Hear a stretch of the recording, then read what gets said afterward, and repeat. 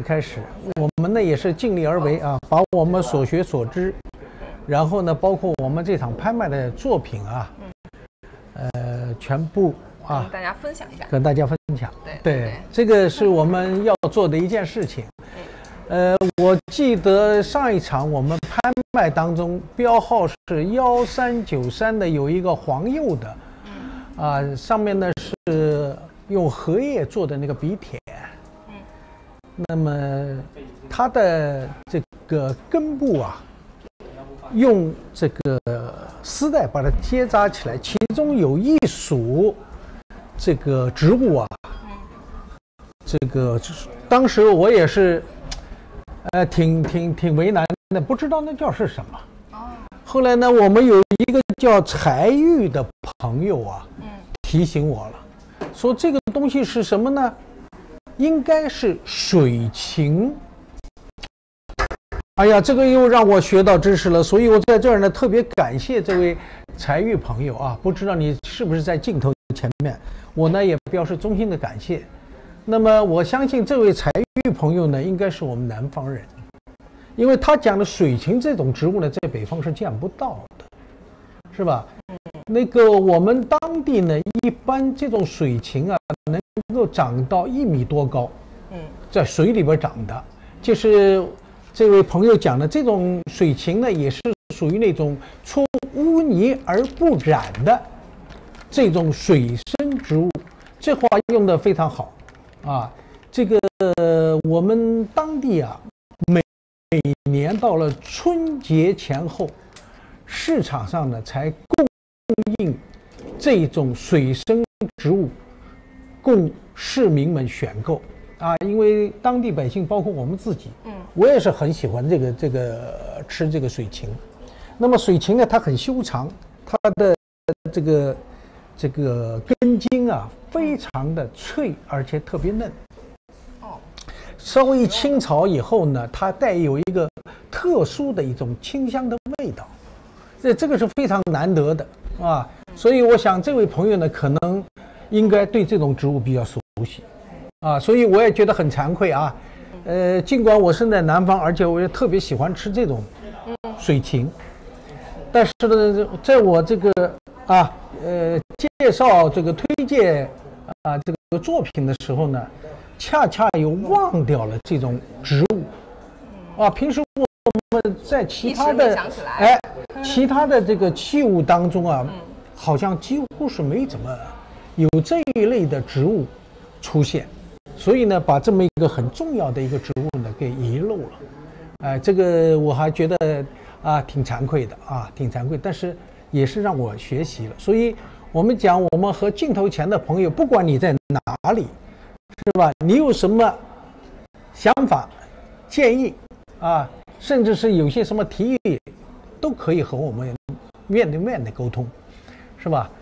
另外呢，我们不懂的也希望大家赐教在这个地方呢，我特别要感谢这位这个柴宇先生那么也希望镜头前的这一朋友，如果有什么不同的想法意见，都可以及时的与我们沟通也让我们呢通过这个能够丰富和学习更多的知识，因为知识对于每个人来讲，它是个浩瀚的海洋，是吧？我们叫盲区对呀，我们这叫学海无涯，因为我们毕竟也活了几十年，也学了几十年，但是总有空白区，所以这些空白呢，就是希望我们做多的朋友能够来能够给我们指点。就是刚才我们文清小姐讲的，我们要活到老学到老。这句话呢，我想起来过去我刚到接触这一行的时候，我们一些老前辈他有一句话，我觉得非常经典。这些老先生都是70岁向上的老先生。过去像上海文物商店这些老前辈，他们说什么呢？叫活到老学到老，学到老都学不了，就是学不完。所以呢，这些老前辈人家是经历了风风雨雨、坎坎坷坷，见到的东西那这是数不胜数。但是他们这些老前辈都能有这样的感慨，那对于我们今人来讲的话，这个学习真的是非常的重要，这个知识也是非常的重要，因为我们永远学不完的，是吧？所以我也是唠里唠叨，也是特别喜欢和镜头前的朋友唠叨。其实没有别的，就是希望我们通过不断的交流，你学到了，也希望我也能学到。你们也不要太自私，有些什么东西你也赐教我啊。我们说教学相长，对，这个很重要。有的时候老师他也是在教的过程当中，可能也会自己就是更加深的印象。是的，是的。所以这个呢，我觉得很重要，因为还是那句话，学无止境。所以我们想更多的机会呢，就是和朋友们来分享这个知识，分享我们获得知识以后的那种喜悦。再一个呢，说到底一句话，知识真正学到了，那你终身享受，因为知识是你的了，终身受益终身受益的，这是非常好的一件事情所以特别希望我们和大家一起来学习、分享、探索。我们现在3点钟正式开始我们正式跟那个镜头前的朋友打个招呼那个非常开心我们今天又跟大家见面了。那汤老师也是讲了2场了哈。那个我是文清，这位是汤老师，我们熟悉的汤老师。我们现在呢是在大艺春拍的预展的现场那个我们预展已经有2、3天了。对今天我们预展还在继续今天下午呢，我和汤老师一起和大家来分享一下，就是这本图录的无暇和传承这个专场的挑一部分的拍品，对，和大家来分享。如果大家想看哪一件，可以跟我们在屏幕上说，我们都能看到然后呢，我们就是每件呢想的是说有代表性的、有特点的，跟大家分享一下。尽量不重复，尽量呢把委托方委托给我们的每一件拍品都给介绍到。对，我觉得这些呢就是我们的一个责任。就有很多时候我们说委托方给我们一件这个东西非常的不错，我们尽量把它的这些面呢都给介绍到，卖点都给人家展示出来。对是这样的。所以呢，欢迎大家跟我们互动跟我们留言那个刚才有一位藏友就说了，也是我们的一位行家也是一位前辈。他说雍正青花小罐谈过吗？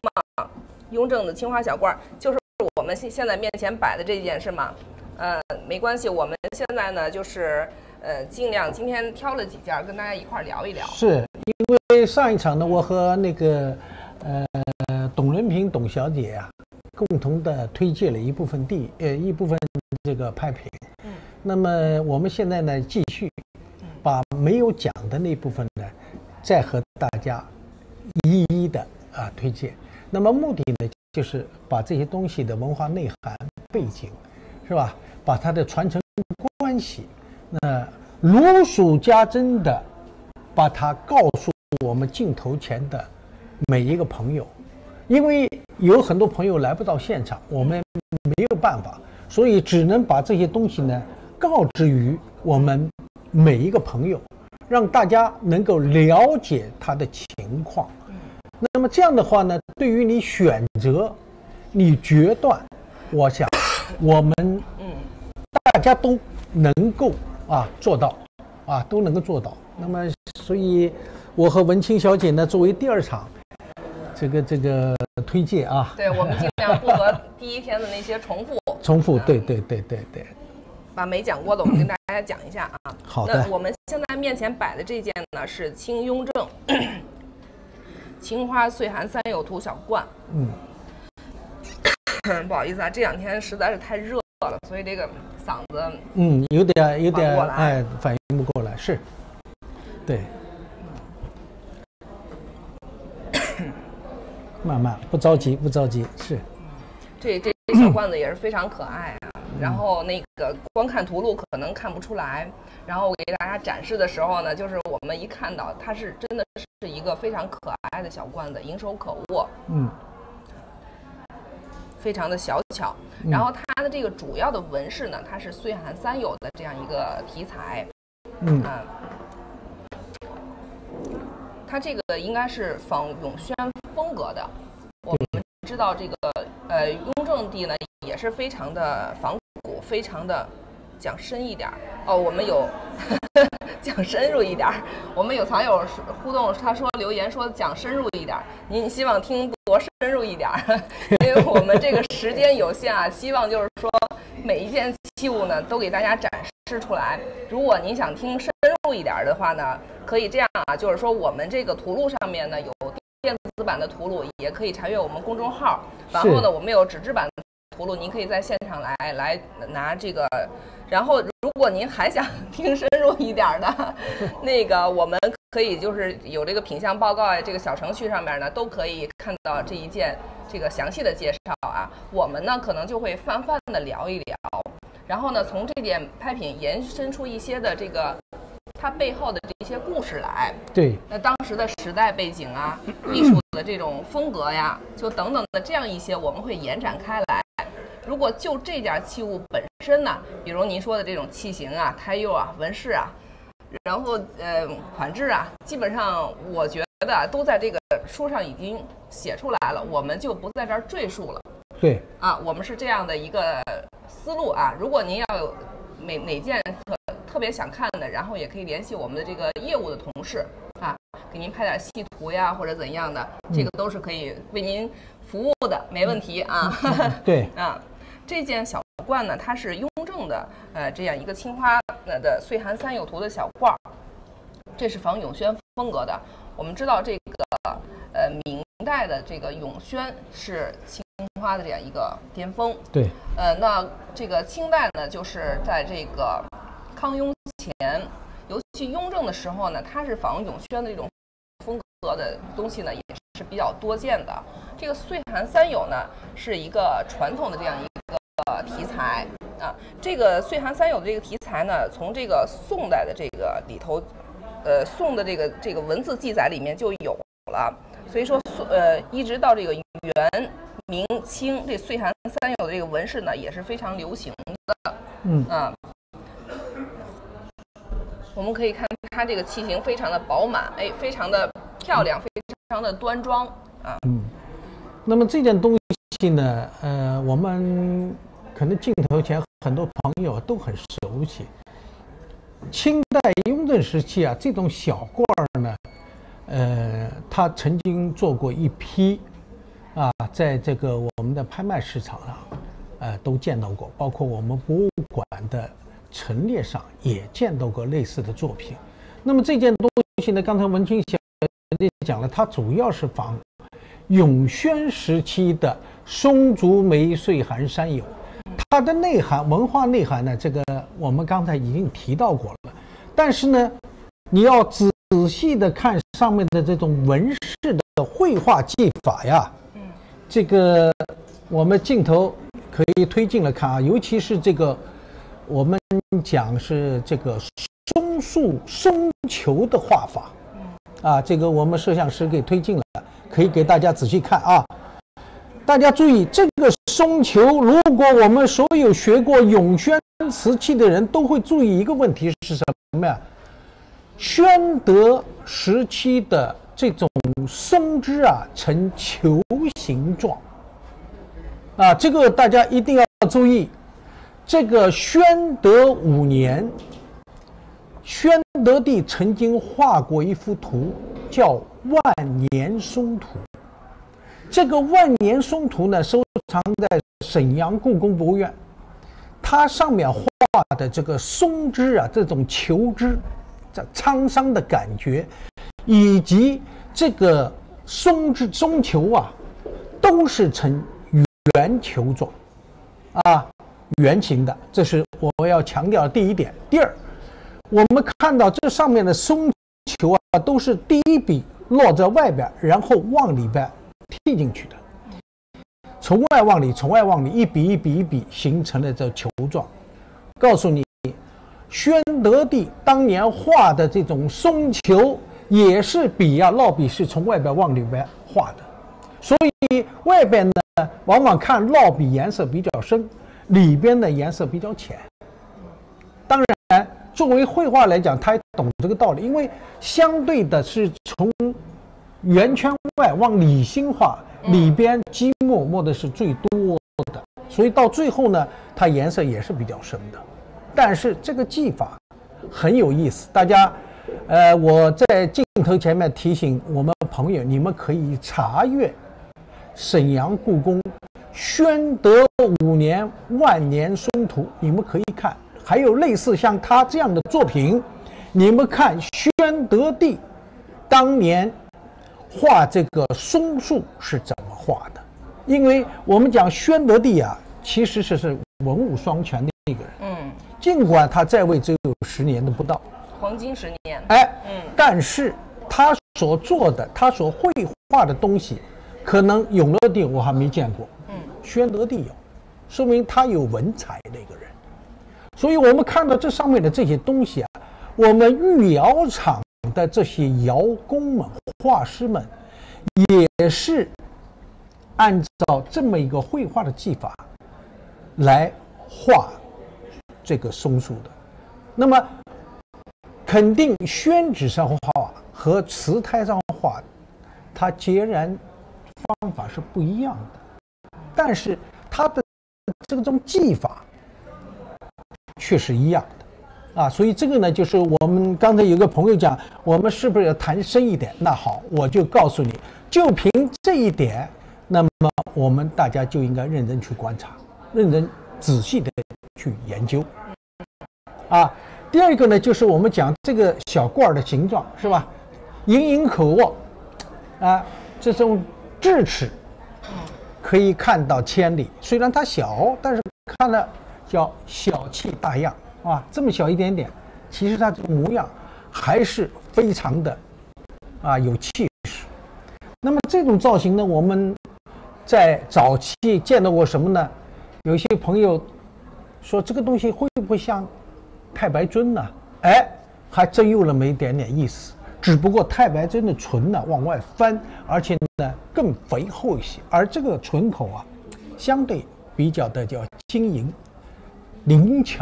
当然太白尊我们看到大多数都是民窑的作品，而这件东西呢是御窑厂的作品，所以两者之间呢还是有很大差异的，而且它的修胎这个制泥制坯，那当然那是没办法相比的。再一个就是我们看底下的圈珠底下写的款，大清雍正年制款，6字2行楷书款，写的规规矩矩，非常的规矩，非常端庄。这个呢也是雍正时期的这么一个特点那么这另外一个角度来讲呢，也是说明雍正帝他还是比较自信的。尽管我们讲康熙、雍正都有仿永宣的作品，有的确实也落了这个大明宣德年制刚才我们也把这个我们讲官仿官的东西我们把它弄到幻灯片里边，确实在我们市场当中见到过官仿官。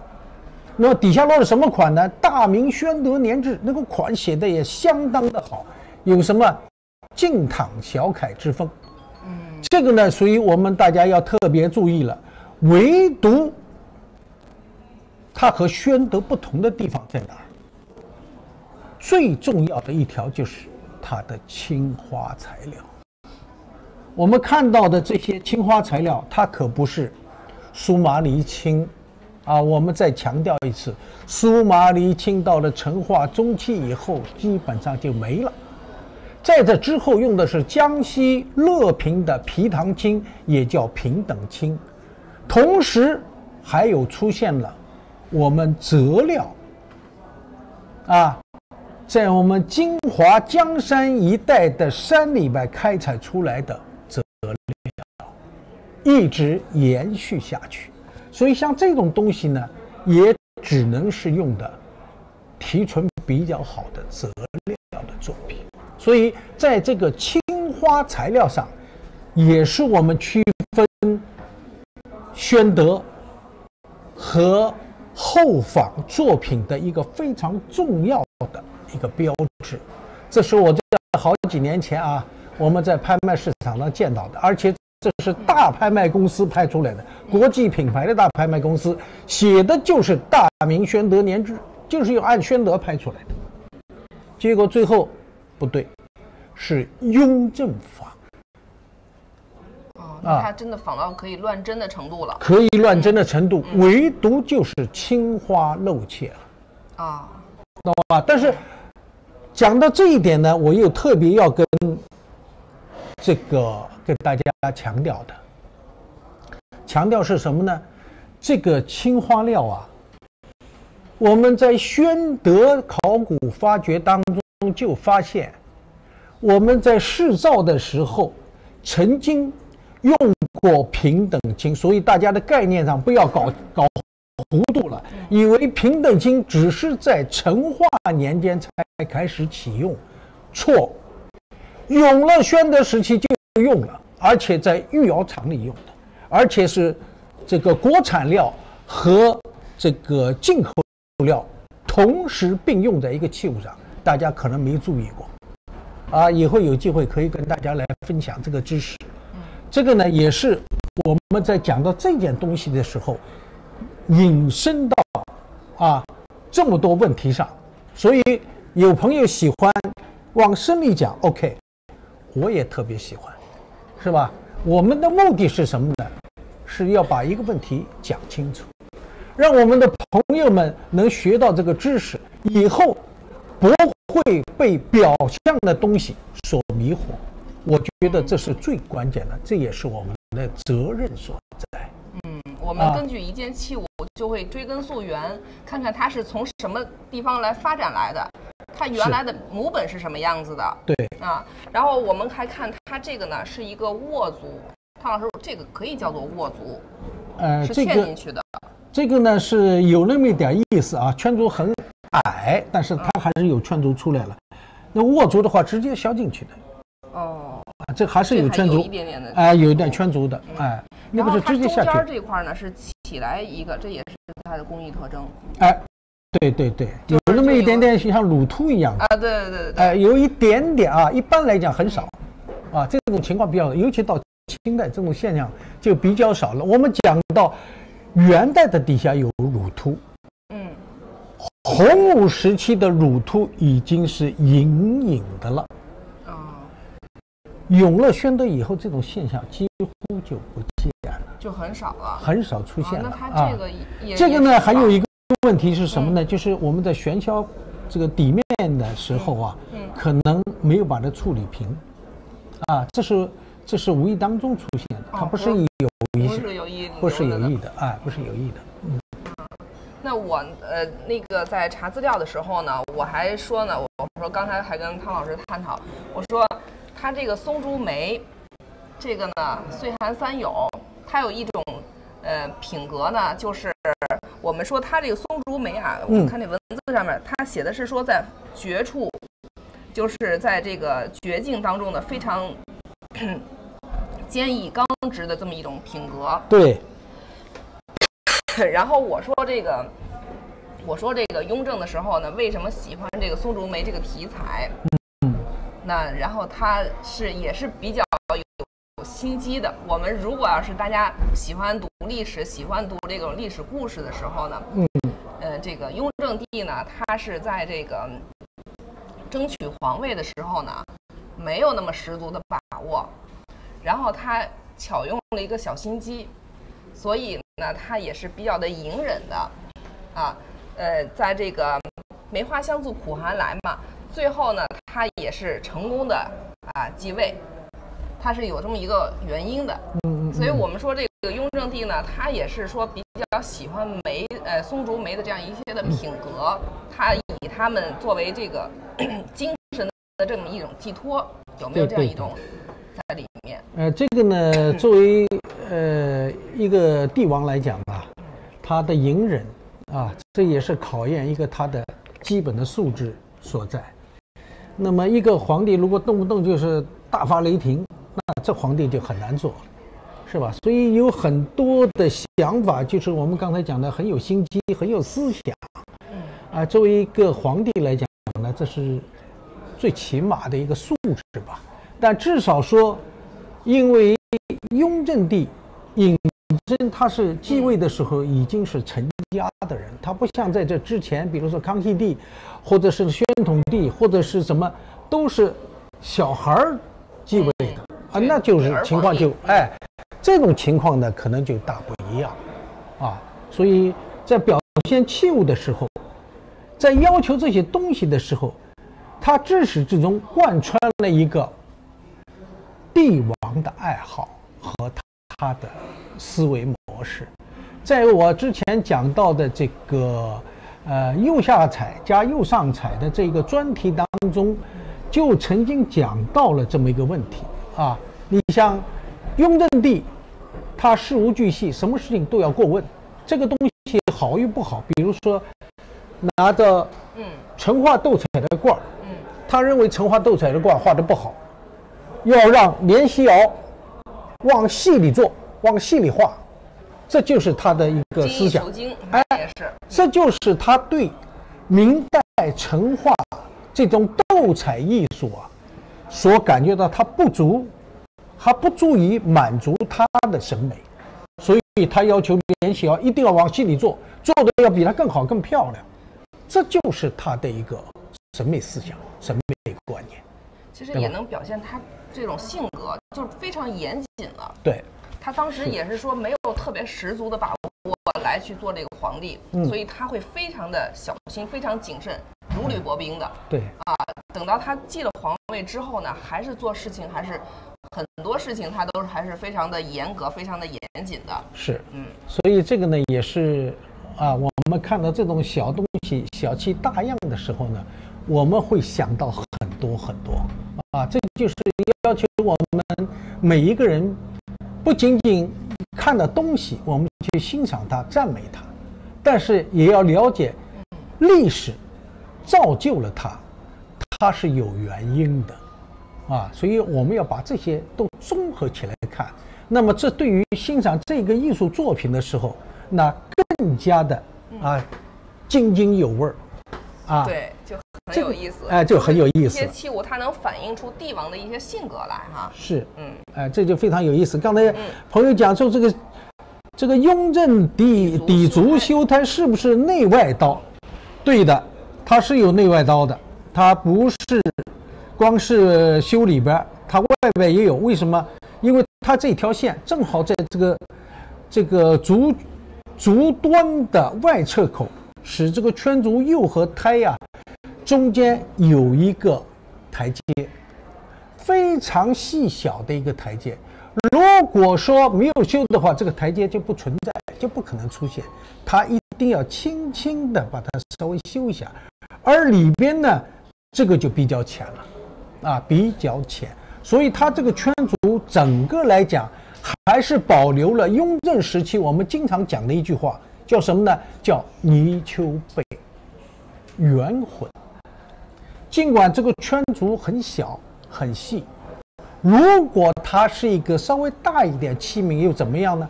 那毫无疑问，这个泥鳅背就显得更加的凸显了。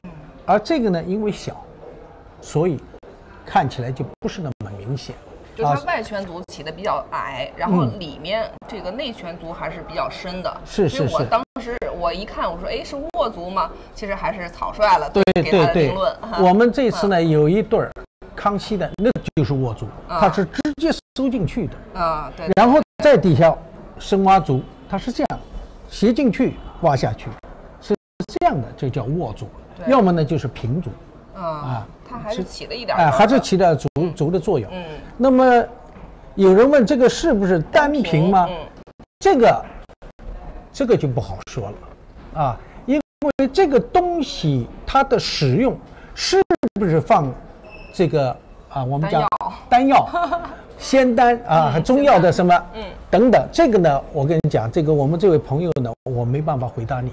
你要注意一条，我在这之前也讲过，中国人在用东西的时候，它的随意性很大的，除非我们放到中药店里边，这个单瓶就是放单的，什么东西放什么，它是有规制。因为什么？他要找这个单的时候，你都不不知道放哪个瓶子里边，这是不行的。而在宫廷里边，这种东西，他愿意放丹、放药，还是放这个麝香，还是放什么香料，这个没有严格的规定啊。那么当然，除非我们在清宫档案当中讲到了这个东西应该怎么样，其实虽然是这么讲了，但是具体事实，这些太监也好，包括我们嫔妃也好，他要装什么，谁都没办法限制的，是吧？所以我们只能就这个东西来谈这个东西。对，至于用途还是比较多的啊。它在这种作为一个小的容器，它应该放什么？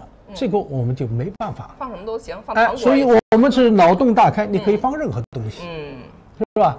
对，这个是说得过去。或者把玩的时候也可以放在那个。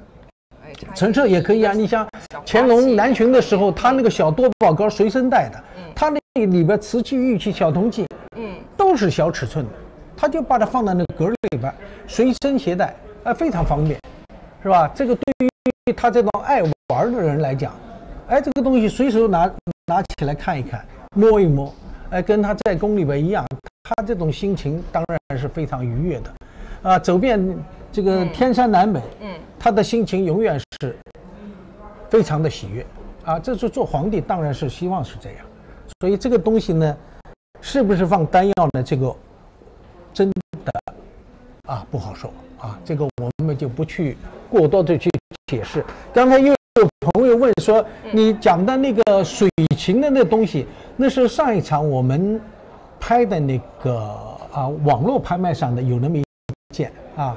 倒数第2件的吧，一件那个荷叶的笔帖，上面有这个莲蓬头，有荷花，中间一束叶子伸出来的，那个呢，就是刚才我们讲的是水禽，是我们第几期？第10期嘛，第11期的这个网上拍卖，大家可以查一下，那件东西非常细巧。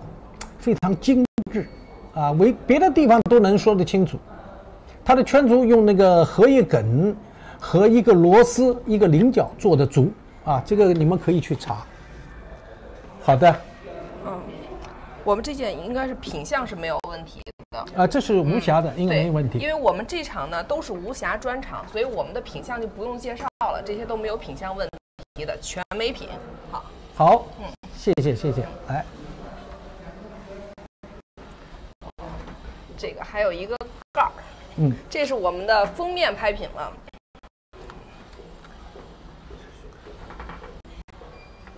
封面拍品23， lot 号是23。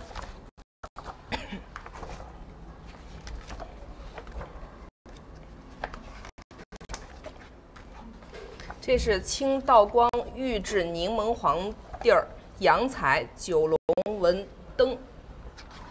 这灯呢，就一般我们会认为，就是给它误认为是豆，有一种器型是豆，它的那个盖儿上面呀，大家可能有的朋友知道哈，它是那个绳钮，就是这样交叠的这样的一个绳子状的那个钮是这样的，然后这种呢叫做灯，就是可能就是这么一点细微的区别，没有太多的这种区别，但它都是属于祭器，就是供奉的。供奉对这样一个器物，对，这种造型呢，其实我们之前看到过有蓝釉的，这是黄釉的，还有其他这个好像是上次我见的那是好像是豆青釉的吧颜色，关键的是关键就是个钮，刚才我们这个文清小姐讲了，这是宝珠顶的。那个是什么呢？是绞丝的，镂空绞丝的那个钮，那么那种呢叫豆，其实这个形状呢，我看有这个，我们上面也讲到了瓦豆位置灯，这在《尔雅释器》当中专门解释过这个造型。木豆谓之豆，竹豆谓之边，瓦豆谓之灯。所谓的瓦就是过去讲的陶器。那么现在我们把这个做成了瓷器了，那么它的名称依据《尔雅》的解释啊，那么这种东西还是把它归到了灯这么一个位置上，所以它的外形上几乎和我们讲的那个青铜器上那个豆我们新石器时期陶器当中那个豆的造型呢是如出一辙的是如出一辙的。所以我们既然《尔雅》当中都这么解释，而且它的功能也是祭祀所用，那么我们就把它称为豆我想镜头前很多朋友称为灯我们镜头前很多朋友可能会认为这就是个豆，是吧？这个我们不要去计较它。这个古人呢有很多称呼呢，我们应该还是延续传统的说法比较好一点，因为这有别于那种绞丝扭的我这个这可惜，这个我有这个幻灯片的其实是可以把它调过来给大家看一下这个完全可以给大家一看就一目了然，说的非常清楚就是一个扭的变化，其他地方几乎没有多大的变化它这个呢，除了我们讲它是用这个柠檬黄作为底色调，这个柠檬黄嘛，我们都已经知道了。我们中国传统的色调呢只有2种，一种就是铁黄，用山羊画铁；一种呢就是柠檬黄。那么柠檬黄什么时候出现呢？柠檬黄是从康熙时期开始的。那么这个材料的使用是与欧洲的铜胎画珐琅这种工艺息息相关的。那么传到中国，也是因为对外贸易的开放，我们康熙23年消除海禁那么这个时候我们就知道了铜胎画珐琅这种工艺进入了中国，而且在广东地区蓬勃发展，一发不可收拾。再加上康熙帝本人，他是一个喜欢学习外国科技文化的这么一个帝王，所以这个东西的出现，让这个铜胎画珐琅在宫里边受到了大家的欢迎。在这个基础上，我们出现了什么呀？料胎画珐琅，瓷胎画珐琅，甚至呢还有什么呢？还有紫砂上画珐琅的这个以后我下次咱们也再做一个专题吧，专门讲一下珐琅彩。那么这种柠檬黄来自于欧洲，和我们刚才讲的铁黄是用铅做助溶剂，这种留存2000多年的这种工艺它是有不同的地方。这种是用硼砂作为助溶剂的因为中国这个硼砂生产量是非常大的，以前我们古人不懂，所以我们看到的那个硼砂的使用只有到了康熙以后才出现的。所以我们今天看到这个颜色这么娇嫩，有点像什么？像柠檬黄一样，它黄中略带一点点青色调，就是偏绿的，偏绿色调里面的，它是属于冷色调，这是第一。第二个呢，它这个颜色也给人感觉就是非常的鲜嫩，对，就像就像我们讲这个水果长在这个树上，就是那个已经成熟的、垂手可得的这么一个柠檬这种感觉。第三一个还有一个很重要的问题，我们注意柠檬黄这个颜色和我们中国传统的黄色调它是不一样。怎么叫不一样呢？它的颜色是带乳浊状的，它不透明，这就是柠檬黄和铁黄最大的不同。所以每一个学陶瓷的人材料的运用，材料所呈现的状态是我们每一个人必须要掌握的。什么叫柠檬黄？什么叫铁黄？铁黄主要是用这个我们平时用的三氧化二铁，还是什么矿物？告诉你是用的赭石，是用的这种材料，磨成粉以后，它含铁只有3%的含量，才能做出我们讲的机油黄这种颜色来，而柠檬黄则不然，是吧？它是和氧化硼做助燃剂，形成了我们现在这种色调，它不透明、乳浊，用于珐琅上面非常漂亮，是吧？因为如果你用我们传统的这种铅釉的这种铁黄，那么这个胎上的铜胎上的这个底色都会露出来。但是用柠檬黄它就不一样，它是不可能看到底色调的，它这种淡淡的乳浊覆盖住了器物表面的瑕疵，所以显得这件东西呢非常的光洁亮丽这个呢我觉得这就是我们讲这个黄颜色呀，它特别重要的地方特别重要的地方。颜料里头它也有这种特性的，对，就是比如说我们有的一些颜料它这个覆盖性特别强，对有的颜料呢它就是覆盖不住，就是我们如果学过绘画，大家知道用那种颜料，有的时候你画错了，你拿这种颜料是有的时候是可以覆盖的覆盖住的，有的颜料它就是不可以覆盖住的，这是2种情况。对，然后我们看这件灯这件灯呢，它是倒光时候的。我们在这边有一张附图，是附了一张是乾隆时候的，它是有这样一个对比，器型是微微有一点变化的。这件呢，我们可以看一下，它是里外全是黄釉，黄釉是做底儿，黄釉是做底的然后呢，上面是画了9条龙，9五至尊嘛。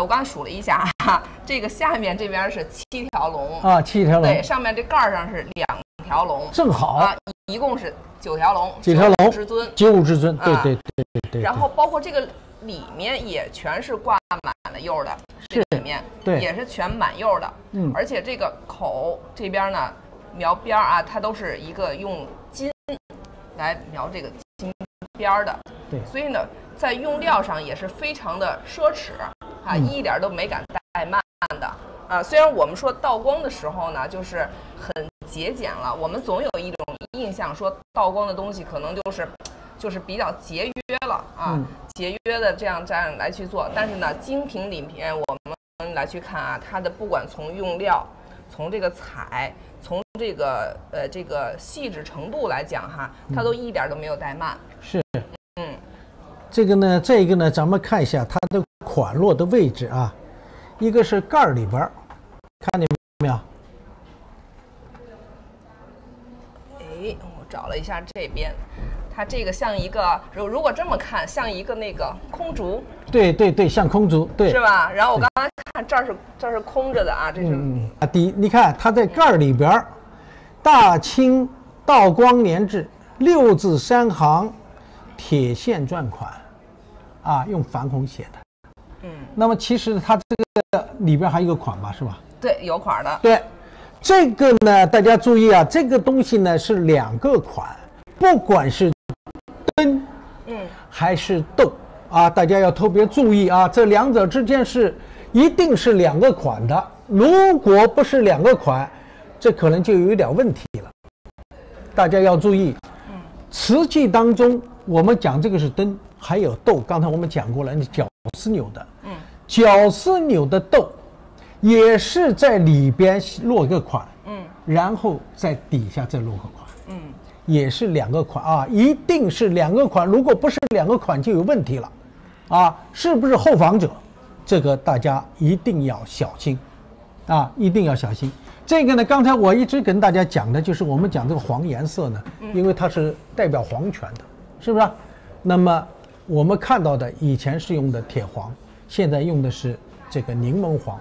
那么柠檬黄又来自清代康熙时期的珐琅彩，以及铜胎花珐琅。那么今天呢，我就拿了一个啊，给大家看一下这件东西。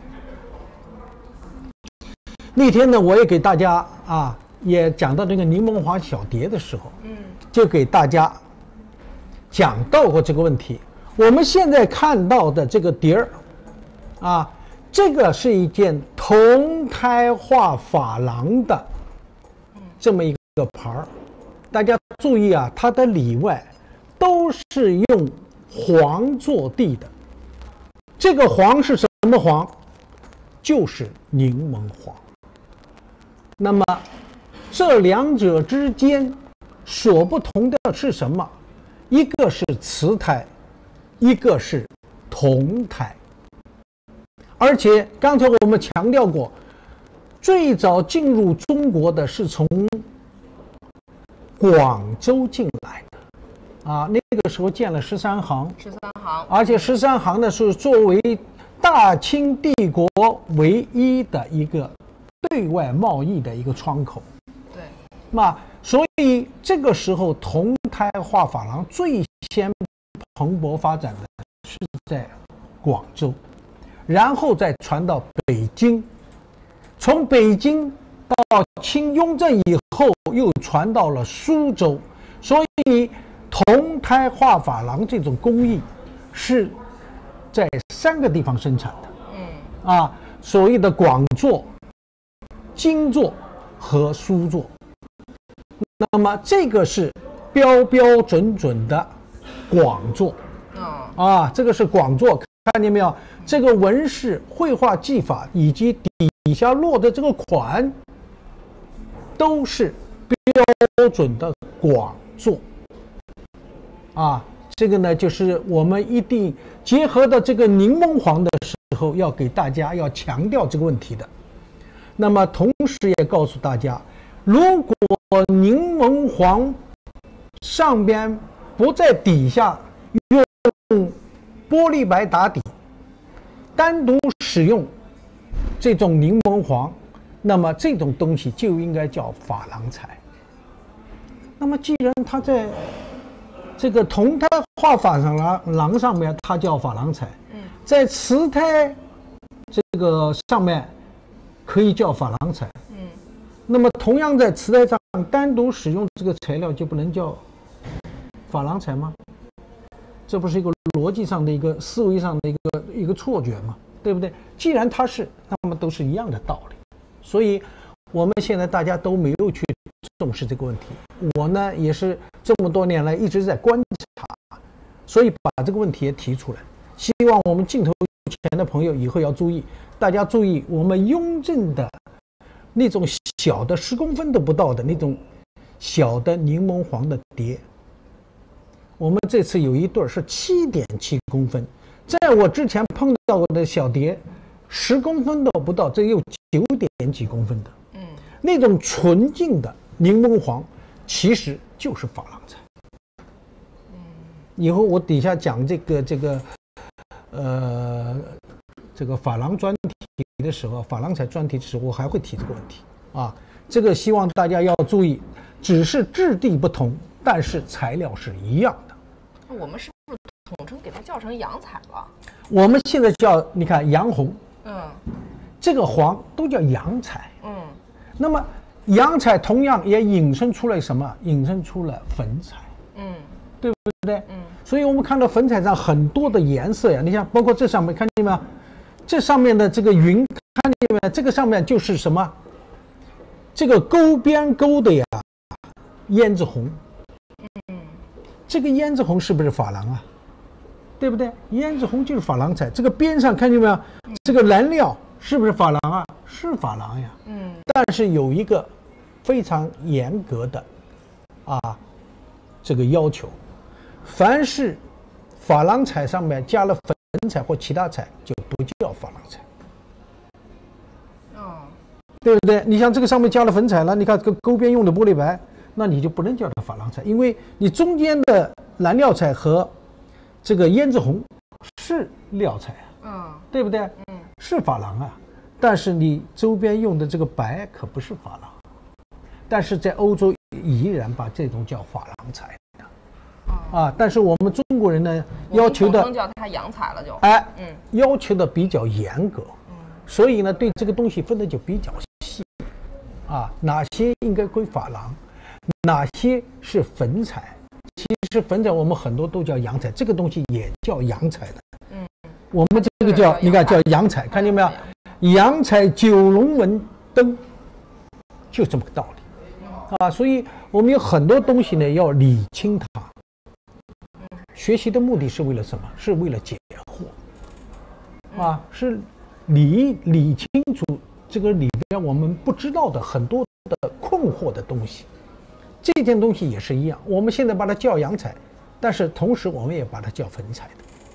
但是没有人谁会把这个东西叫粉彩的，它一定叫铜胎画珐琅，是吧？这个是一定的所以我们有的时候有点错觉这个铜胎的我们就叫珐琅瓷胎就不叫珐琅，这个是蛮荒唐的一件事。材料都一样，为什么叫法就不同呢？是吧？逻辑上完全是错位的。所以我们在这个上面呢，也是要多学习、多研究。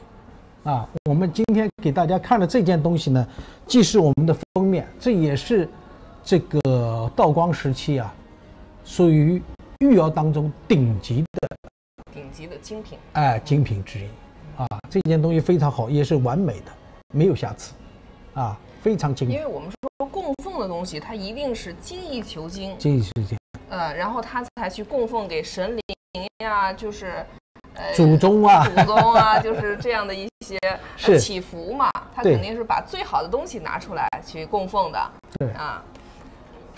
所以这个呢，就是我们通过举一反三正好有这样东西就放在我们的身边，我们通过这个来解释这个问题，也通过这个说明这是什么。这就是我们要研究的问题很重要很重要。这个灯本身呢，我看这个里面它这个介绍呢，它是一个就是象形文字，象形文字甲骨文里面，它就是双手捧着这个盛放器物的器皿，向神灵敬献，祈求丰收，祈祷这个五谷丰登所以是这么一个祈祷这个作用对，所以这是一个我们讲象形文字当中的一个文字这个所以我们讲很多的东西它的历史渊源是非常丰厚的，这也是我们学习的内容之一。我们明清时期呢，祭祀就是北京这一块呢，我刚才查了一下，也是说这个我们这个先农坛就在我们西城区，这个先农坛是明清时期祭祀这个等级最高，也是规模最大、保存最完整的古代祭农的场所。就是这五谷丰呢，有可能是放在原来放在这个先农坛这边来去使用的。我们推测好的，行，这件东西咱们再换一件，这个大家可以关注这个放开。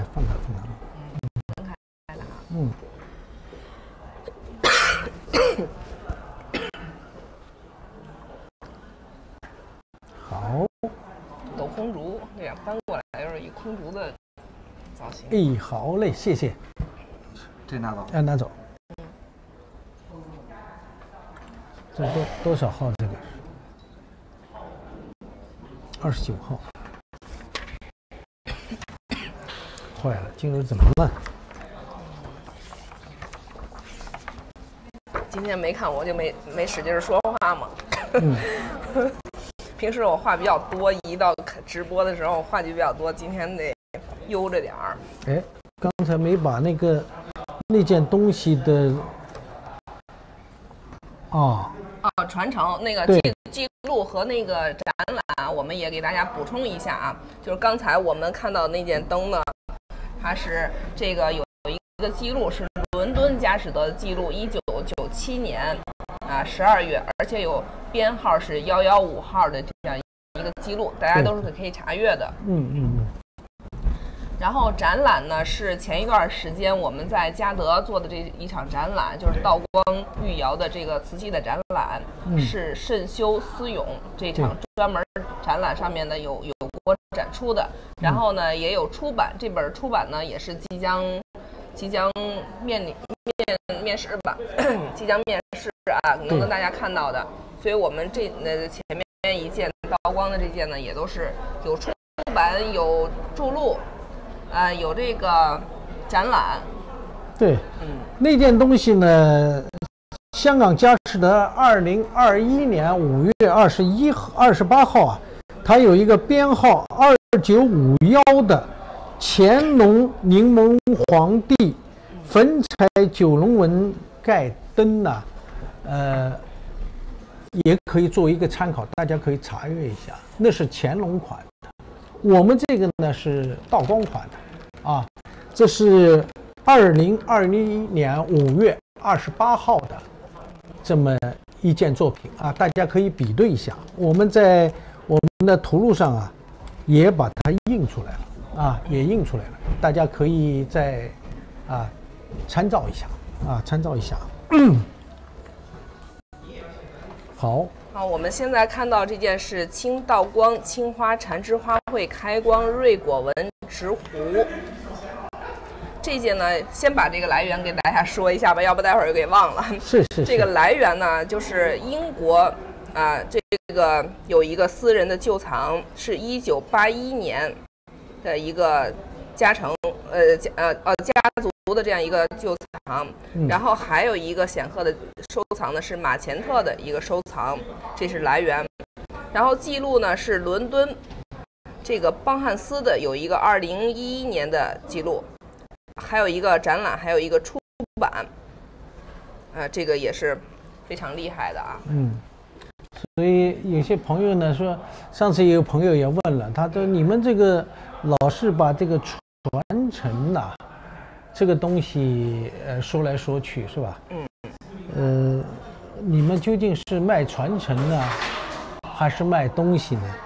其实呢，这个有一点误解的啊。这个传承呢是人家的一个流传有序的有一个过程，这是某人收藏过，某个地方展览过，这个呢是人家这件东西的传承的历史。我们呢把这个东西告诉大家，就说明它不仅仅这个历史悠久，而且呢它经历过很多，就是名家地藏。这些很多呢，可能我们现代人想象不到的，但是你要知道，在人家手里边传来传去，能保存至今，再呈现给我们在座的每一个人，其实它的传承也担风险的。某一个人不小心，如果把它打碎了呢，那么这件东西就结束了。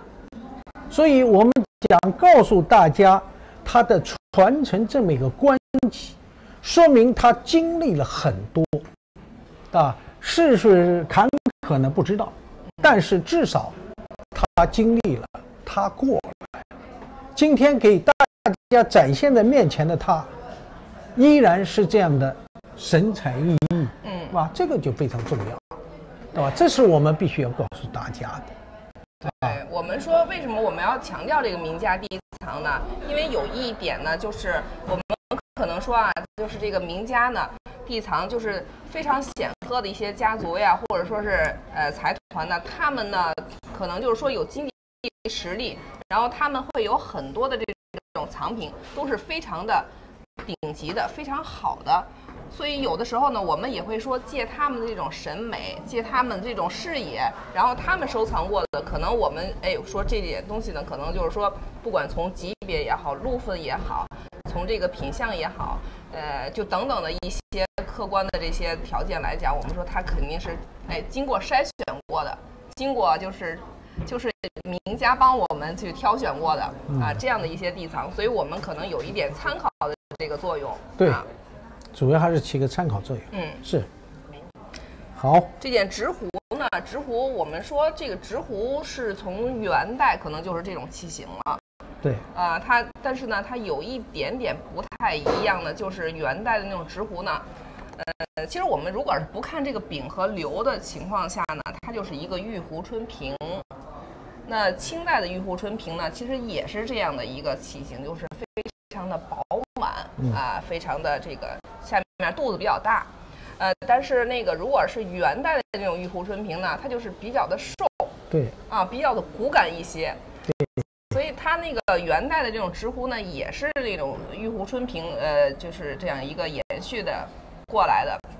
整个的呢，就是说有一个这样的一个传承的脉络。我们看每个时期呢，它其实器型呢都会有微小的这种变化，所以很多时候呢，我们也有一些的藏友就说，你10米之外，有的人啊，就是说行里边就是开玩笑说，我10米之外就能看到这件东西，它到不到那个年份。那人家有的朋友就说了，你吹牛呢是吧？那你怎么能老远就能看出来呢？我们说，首先可能看的就是它的器型。对，它这个器型呢，它就是一个标准化的，就是符合那个时代的这种特征。如果我们把这个标准给它记住了之后呢，一对照，那它这个就是那个时候的。对所以有的时候大家说，你总是说，哎，那你一看就是那个时候的，为什么？怎么看？那这里头的可能就是，东西会比较多，有一定的标准。但是呢，它首先从这个老远看呢，肯定是器型，先是引入眼帘的时候呢，先看器型。对这一定是清代的。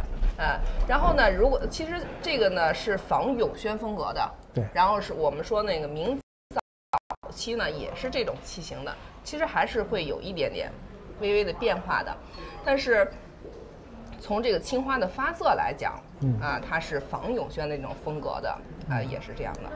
对，那么这件东西呢，应该说是基本上应该是完美的，唯独呢只有什么缺个盖儿，这上面应该有个盖儿的，但是这个盖儿没了，这就是我们看到诸多的这种直壶基本上都是没有盖儿的。原因很简单，因为这个盖儿容易脱落。尽管我们看这儿有一个细，盖上有一个细，是吧？但是两者之间稍有不慎，这个盖儿就容易滑落。这个呢，就是瓷器诸多器物当中这个是比较遗憾的一件事情。正如刚才文静小姐讲的，其实我们和元代、明代偏瘦一点。细长一点，从洪武开始，我们看洪武的玉壶春和洪武的直壶，等于就是加了一个流，加一个瓣儿，那个就是壶就是这样。所以当初做那个壶的时候，就借鉴了玉壶春的造型，直接上面流，后边加个瓣儿，这一烧就是一把壶。看起来就是非常的明显，是吧？非常有意思。做起来也还是比较的说容易一些哈。对。这个器型已经固定了，加个流加个柄就可以了。对，那是洪武。到了永乐、宣德呢，相对这个器型就要比它要稍微小一点点。尤其腹部这一块就没有那么大的肚子了。稍微往下收一点，尺寸呢也没那么高了。所以刚才你讲的这个问题呢，就是说。老远一看，这个就是明代的、元代的，还是清代的？这种可能性，其实是很容易的，也是很大的。原因很简单，就是关键问题是你熟悉不熟悉这个东西。如果你不熟悉，很难。而像这种情况呢，不仅仅是我们今天很多人争强好胜会做这种事儿，我们过去老一辈儿的，我们也听过这些老前辈们也讲过，他们年轻时候。那比我们现在要酷多了我们现在，年轻人就是老远10米以外，过去我们这老一辈儿那真的厉害，是蒙着眼睛摸，定年代，这个可能这个牛谁敢吹可能我们现在人没人敢吹了吧？我们过去老一辈儿是这样的，一个是把手放在背后，给你递一件东西你摸，还有一个把眼睛蒙起来你摸了以后说年代，所以这种呢我们老一辈也跟我们开过玩笑，也讲过，我们过去也是争强好胜，谁也不服谁。最后怎么办呢？只好来这个，是吧？因为老远一看，大家都看得懂。像这种老远看得懂的，已经不算事儿了。用手摸，这个是真本事，啊！所以我们讲，只要你认真学、认真记，啊，这种问题都能解决。至于说它是康熙的、雍正的、乾隆的，那又要再进一步研究，啊，去摸索，啊，这样的话，你的水平才能不断提高。而我们今天看到这件东西呢，它这个是带款的啊，底下落款呢是大清道光年制啊，我们看一下这个款。刚才我们有朋友说，这个说看 Lot 17号，我们看到您这个留言了啊，只是刚才我们没有打断汤老师说话。然后我们看完下一件已经备好的那一件，我们就可以，或者是放在后面，我们就可以拿出那个 Lot 17号来。大家看一下啊。对，我们先把这件讲完哈。您的这个留言我们看到了，谢谢您的互动啊。大清道光年制，青花的6字3行铁线篆款，这种呢，在我们过去啊几十年前学习的时候，啊刚开始学的时候，我们这些老先生就跟我们这么讲，你看这个流和这个款一定是一条线的。一定是正对的，如果不是这样，那一定就不是官窑器，就讲的非常的绝对。那么今天我们看看这件东西，它的确是像老先生讲的那样，看见没有？款是正的，这个流和把呀，它都是在一条水平线上，这种东西按照我们过去老前辈讲，这就是官窑器、御窑器啊，没得错。要看就要这么看，这种才是标准啊！这就是我们老前辈跟我们提出的要求啊，就是这样。那么今天我们看到的这个流呢，看见没有？一边是瑞果，一边是枇杷。很显然，这件东西本身呢，它也是仿永宣的。这个我记得当年呀，这个上海搞西域珍藏。西藏自治区博物馆曾经拿过青花的直壶。这个西藏自治区博物馆，大家有朋友愿意去看看是可以的啊。他们保存的永宣的东西是最多的。对。都是当年皇帝赏赐给这些高层的僧侣的。懂吗？其中就有一件这个直壶，它的那边就是枇杷，这边就是寿桃，而且这件东西是有本可仿的，所以我们看这个道光御窑厂的这件东西啊，它一定是参照永乐、宣德时期的这个直壶的造型、直壶的纹饰来进行制作的，唯一他没办法做到的，就是刚才我讲的，它的青花料，它是没办法做到的。这种泽料，它再怎么提纯，颜色是纯净了，但是它这种含锰高、含铁低的这种青花骨料，也只有我们中国有，而我们讲进口的那个是含铁高、含锰低的这种材料，陈化以后就没有了。所以这就是我们在材料上就可以把这个年代定为明和清。这个就是我们在鉴定过程当中一定要注意的。至于说这个流上这种画法，包括这个柄上面的这个这种画法，都是仿洪武、永乐、宣德的，唯独大家要注意看见没有？这个里边这个柄的这个里边是不画青花的，是从什么时候开始呢？永宣以后，而里边画这个的洪武是一定要画的，别人明天看了说这个东西是洪武的，可是饼里边没画青花，一定不对。这个是我们鉴定的常识，所以在这个地方呢，要给大家讲一下。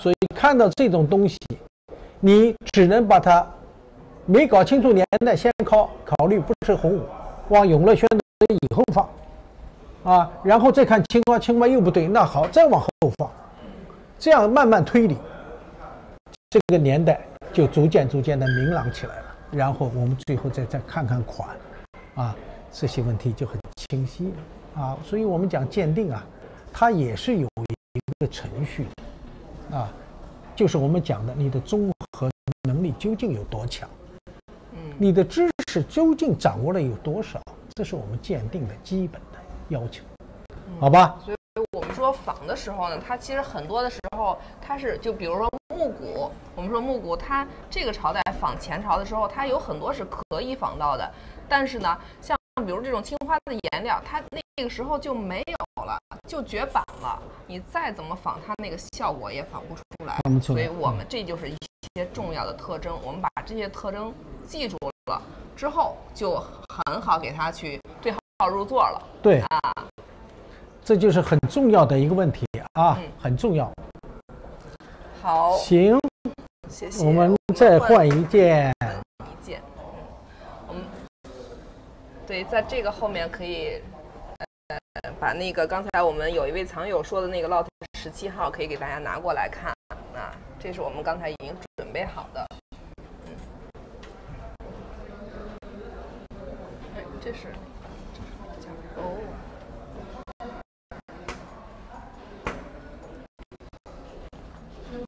这是多好。这倒是那个，这是58号那个铜瓶。58号。58号还是30号？30号的这个铜瓶。在这儿。30号那个铜瓶。我有2个大铜瓶。在这儿30。对。这个是我们做了一个大的展开图这个是 lot 30号有一个大的展开图，就是这个铜瓶其实还是特别的像一张纸一样的这个画面，它是非常容易，就是非常好去呈现画面的。在明末的时候吧，这个铜瓶也是非常的流行的这么一种器型。对，因为它适合去绘画，而且它的寓意非常好，有一统江山，天下一统。对，所以这种铜瓶就是非常多见，也有的叫做象腿瓶。对这也是非常典型的这种崇祯时候的这个特征非常典型的崇祯时候特征。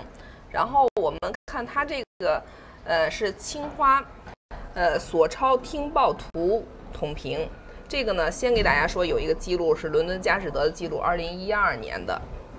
这个铜瓶呢是这个非常典型的这么一个器型。然后我们看它这里面这个画片呢是所抄听报，这是一个水浒里面的故事的这个题材。对，刚才那个藏友说的就是 lot 17号。对lot 17这个呢是水浒里面的这个一个故事题材。这个水浒呢，它这个我们看的刚好有给查阅到这个资料呢，是附了一张图，中国国家图书馆藏的这个明末清初陈洪寿绘的这个《水浒叶子》，这个里面的急先锋所抄。就这个，给大家可以看到，这个他头上有一个这叫什么？红鹰是吧？这个这个主要的这个人物。这是主人翁，主人翁这个是主要的这个人物，他就是所抄，然后他呢是这个明末清初的这个陈洪寿，这个是一个著名的画家了。然后他呢是这个版画里面的，我们给对应上了，这里面的这个版画就是这个形象。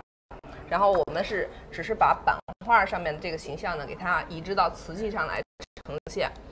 我们经常会说，这个明末清初的时候呢，会以这个版画这个题材为这个创作的这个这个主要题材吧，很多是借鉴了版画这种风格，或者说把版画上面的这个主题纹饰呢，就给搬到瓷器上来直接呈现。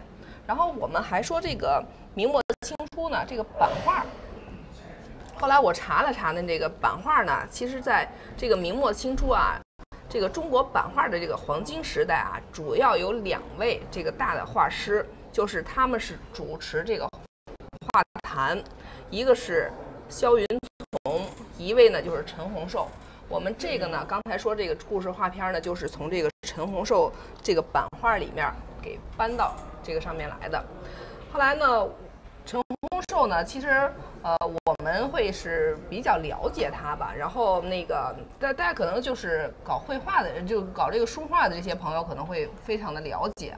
那我在这边呢，给大家多聊一聊。然后刚好呢，就查到了这个陈洪寿他的这个在博物馆里面在纸绢之上的这些就是馆藏级的这些绘画作品，然后也给大家来去呈现。所以我们这样来去了解的情况下呢，就会把这个陈洪寿这位画家他的这种绘画风格也好，他所擅长的这种绘画的题材也好，就会了解的比较的丰富啊。这个画家他这就是刚才有的朋友说你们深入的聊一聊，我们真的要深入的聊一聊了，就要给大家展开来聊一聊啊。这个陈洪寿的这个版画我们看到了，然后我们再给他看一下这个纸绢上的这些馆藏级的画面啊，可以给我们切到这个笔记本上面我存的这个图是吧？陈洪寿呢，他是就是明末清初的这样一位，他是在这个他出生是在这个万历的26年，到的这个顺治的9年，他是真的是就是明末清初的这样一位画师。对啊，他是在这个著名的画家，也是诗人啊。陈洪寿是这个主要的标签是什么呀？高古。哎，对，这一点就是这个陈洪寿，木骨双侧，这个老子骑牛啊，这是在美国的一个博物馆里面的克利夫兰美术馆里面藏的，这是这个陈洪寿。陈洪寿也叫陈老莲啊，大家就是可以对得上号。这是他的这个所绘画的这个一幅。我们整体看完，大家就知道了他的这种绘画风格了。这个呢，也是北京故宫博物院藏的这样一幅，也是陈洪寿的这个画作，清楚是吧？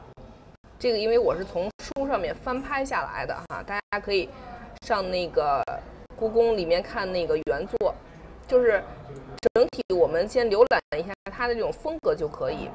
陈洪寿呢，他就是比较擅长这个，我们说这个明末清初的好多绘画呢，都是这个陈洪寿的这种风格。他呢就是比较高古悠远的这么一种境界。他擅长用什么呀？大芭蕉树。庭院里面呢，还擅长用这种冻石。然后他在这个石头上面呢，很多的这种器皿啊，都是锈迹斑斑的。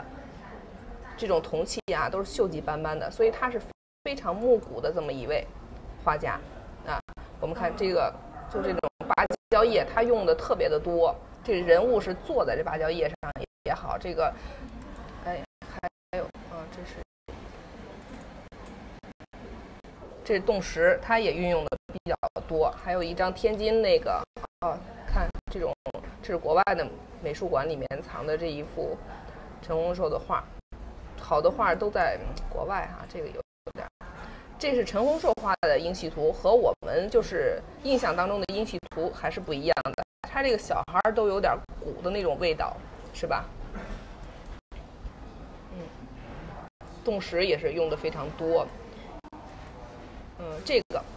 这个是天津博物馆里面藏这个焦林浊酒图，也是陈洪寿有的人呢就说是陈洪寿本人啊，他的这个一个意境，这种场景，高大的芭蕉树，这种大树林里面啊，所以我们呢就为什么要介绍一下他的这种画风呢？就是说他呢不光是说画版画，其实很多时候呢他是在这个纸绢上的这种画是他的主要的这个创作，然后一部分他是画的这个版画，还有就是那个版画我们知道的比较多的就是《西厢记》的这种插图，还有这个《水浒叶子》《博古叶子》，这是来自于这个《水浒叶子》这个版画里面的。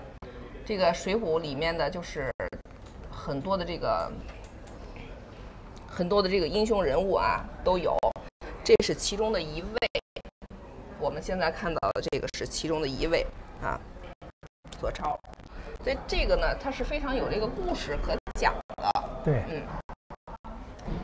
这个我们知道，这个17世纪啊，它正好是一个明末清初的一个转换期。那么在这一段时间当中呢，我们的官窑啊，我们在史料记载以后呢，到了万历25年以后啊，官窑的烧造已经趋于不正常。尽管我们在21年的时候，曾经为了回清料，要让田乐这个甘肃巡抚去大小回忆部去收集这种材料以应急之用，但是呢，这个材料最终也没有完成，收不到。最后呢，是在万历34年，这个我们江西税赋太监潘相提出来用择料，所以我们到后来看到的这个择料啊，这个画的很多官窑器那个颜色就没有回清那么亮丽了，而且很灰暗。这个呢是一个历史发展的一个严格，但是呢还有一个什么问题呢？在崇祯10年的天工开物当中，这是宋引经写的这个天工开物，它上面就专门描述了这个到这个晚明以后啊，它的这个骨料的使用，它是采用煅烧的手段，而在明代嘉靖是用淘洗的方法，这两者之间很显然因为回清料相对比较纯，所以烧出来的颜色比较的浓艳，而择料它的灰尘杂质比较多。那么怎么样才能使这个颜色变得更纯、更艳、更美？只有通过煅烧，把杂质去除掉，然后再洗了再烧，这样的提纯，才使我们看到今天的骨料，尤其是这个崇祯时期的骨料，颜色就那么的漂亮，雅致。这个呢是工艺上是一个很大的进步那么这个呢就是这个时候我们刚才讲了，这个万历以后包括天启，包括崇祯，几乎就没有什么官窑御窑可言。但是我们话不能说绝对偶尔也会见到大明天启年制、大明崇祯年制的作品，但是非常的稀罕。但是非常有意思的是，我们官窑衰退下去了，民窑却蓬勃发展。所有东西，无论是制作工艺、绘画内容包括开土的陶炼技艺，已经让嘉靖、隆庆、万历时期的官窑望尘莫及。这个就是这个到了崇祯这段时期我们看到很多的青花瓷器烧的是非常的精美，而且呢，这个上面的人物，刚才我们文清小姐讲了，她用的是几个非常当时的有名的画家的这种蓝本，其中就有陈洪寿、陈老莲，浙江诸暨人这个人后来我们的清代，包括我们近代的一些书画评论家和书画家对他的评论也是几百年的第一人，对他评价非常高。那么它的东西呢，就是刚才你讲，第一东西要古拙，第二个呢人物啊，它这个线条非常的流畅啊，所以我们很多的东西呢都是参照了他们这些当时的一些书画家啊。那么第三一个就是什么呢？就是我们在万历以后皖南地区的版画艺术大量的流行。我们很多朋友不知道，皖南地区的民风啊还是非常好的，他们是万般皆下品，唯有读书高，书中自有美人玉，书中自有黄金屋。当地的老百姓再苦再累再穷，就像我们现在讲，苦不能苦了孩子。对呀，那个时候可是真的穷啊。但是皖南这个地方，非常有意思，出宣纸，那个书法家多呀，绘画，哎，这个地方出宣纸。安徽出什么呀？墨。安徽出什么？出砚台。设砚也是在皖南，湖州就是产那个毛笔。对啊，湖州离它也不远，产毛笔。所以这个基本的条件和社会的这种民风，形成了当地的这种积极的向上的求学精神。所以当地老百姓，你到现在可以到歙县去参观。这个老城区里边有一个许国牌坊，就是当地的人，你考上了状元，考上了解元，考上了会员，反正你只要考上去，当地老百姓就给你树碑立传，这就是当时的民风。所以我们的安徽的皖南地区，很多到现在还有保留很多的牌坊。这种其中有一部分就是专门为这些人竖的牌坊，大家要注意啊，这就是民风啊。那么这就是文化。再一个，我们看到上面画的内容，全是什么？我们讲元代喜欢画什么呀？这个三国呀，历史人物。这个时候也是一样，康熙也受他的影响。这个上面很多是古代的戏剧人物。传说故事，以及我们讲三国的人物故事，像我们这个是水浒的，这是水浒的故事题材。这些题材全部在当年的版画艺术当中有具体的体现。所以这个时候我们看这个上面所有的这些图案有很多，我们可以直接在我们很多的版画呀和小说、戏剧的插图当中可以查询到。所以我们讲到了晚明这一段时间非常了不起，官窑衰败下去，民窑蓬勃发展起来。上面很多的东西，刚才你讲的，我们讲这个芭蕉叶。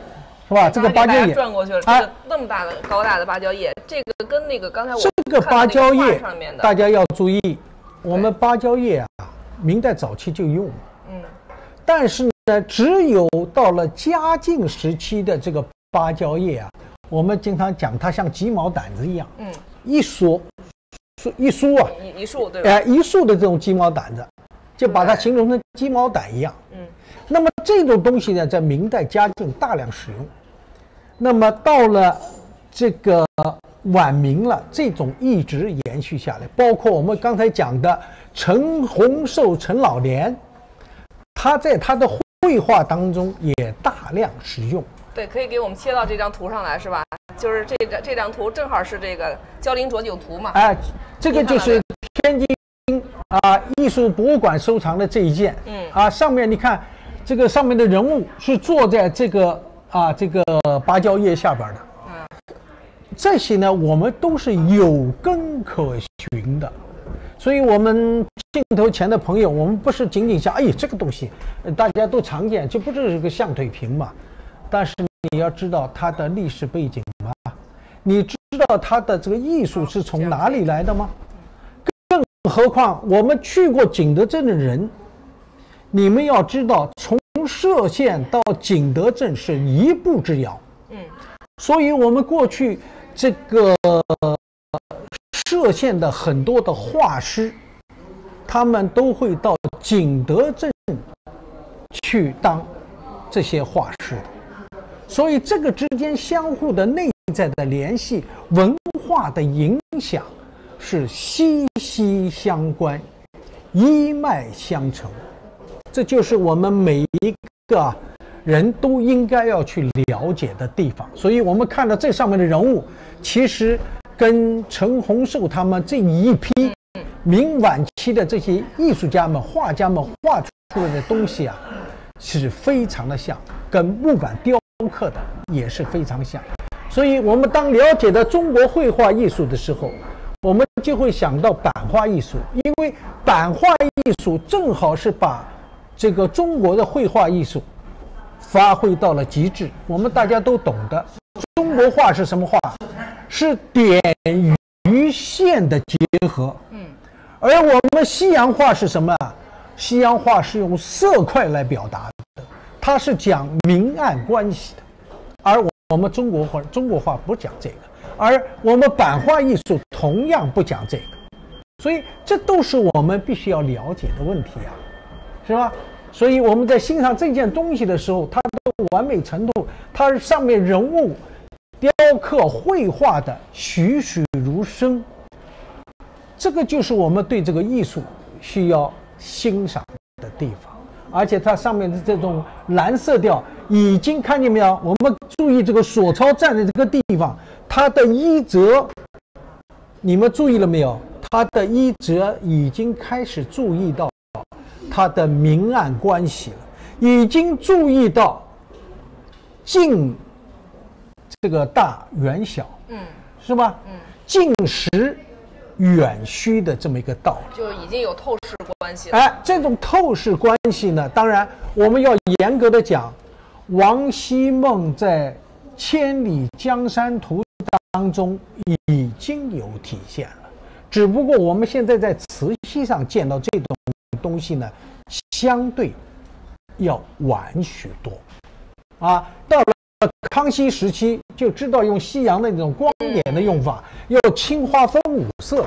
这个呢，就是我们讲康熙的辉煌成就，与我们明晚期和17世纪前段的这一部分的版画艺术和绘画艺术是息息相关的。大家一定要把这个关系要联系在一起，我们来仔细的欣赏这件作品的时候，你就觉得这件东西的艺术魅力所在。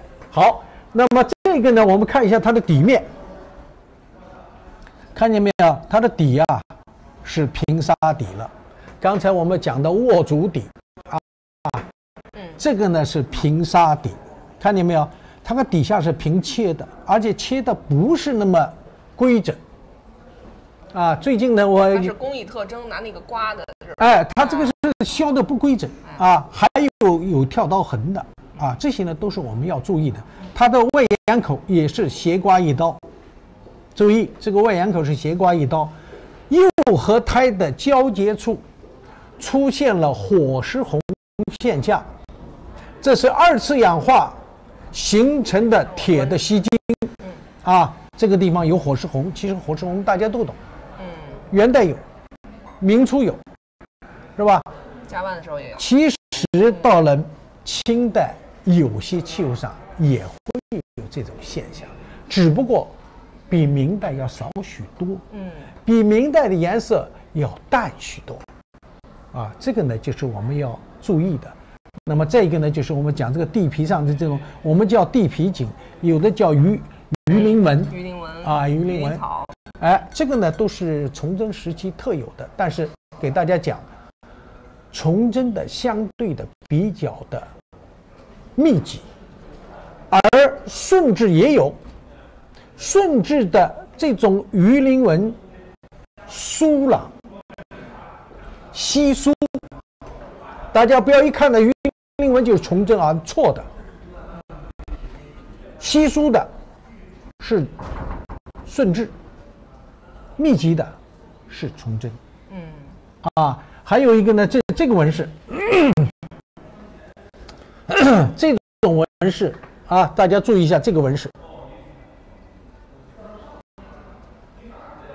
哎，对这个纹饰啊，大家注意，我们过去把这种纹饰叫什么呢？叫合欢树。合欢树。啊，这个现在呢，我们也纠正一下，它叫春树。啊，别弄错了，叫春树啊，这个是叫春树。什么春？木字旁带个春天的春。香椿的椿，哎，就是我们讲的香椿的椿。因为我们吃的那叫香椿，但是我告诉你还有臭椿。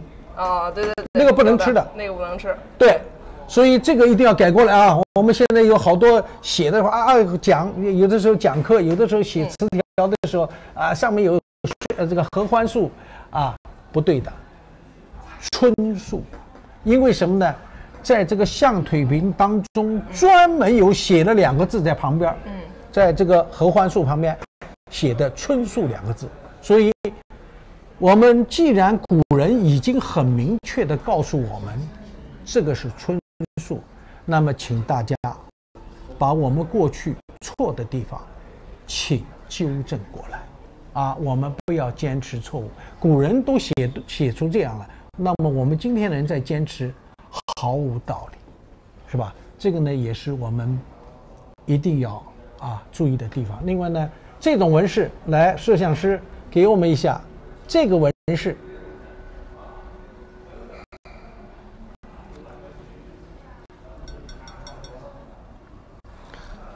这个纹饰呢，请大家注意啊！我们上次搞过一个讲座，我们请这个看书说词吧，那个倪以斌老师哈，倪先生到我们这儿来，我们做了一个讲座啊，他把这种纹饰叫什么呢？这种纹饰叫鱼子纹啊。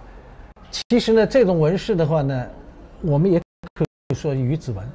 但是实际上，你看那个青蛙产的子就是这样，是这种形态的，懂吗？这个鱼子都不一定像这样，这个我们不去管它了，叫鱼子纹就鱼子纹好了，我们就把它纠正过来，好吧？以后我们就这么称呼，挺好，并不难听啊。那么这件东西呢，我们现在看到的整体的图案，刚才我们展开图，我们请朋友们呢，在我们的电子这个图录上边再认真仔细的看一下这个整体这个展示了以后呢，确实很漂亮真的很美，人的神韵还是那句话，栩栩如生这个挺好的一件东西。这个画面我们说它是一个名家的画作，我们可以给它这么盖棺定论是名家的画作。陈老莲的这个画的这个蕉叶，我们就刚才已经给大家对比了，真的就是基本上是完全一致的。对，是名家的一幅画作只是搬到瓷器上来呈现了，而且呢，故事题材也是非常好的。所以我们从这个内容里头来讲呢，是给大家从这个角度来去讲。好，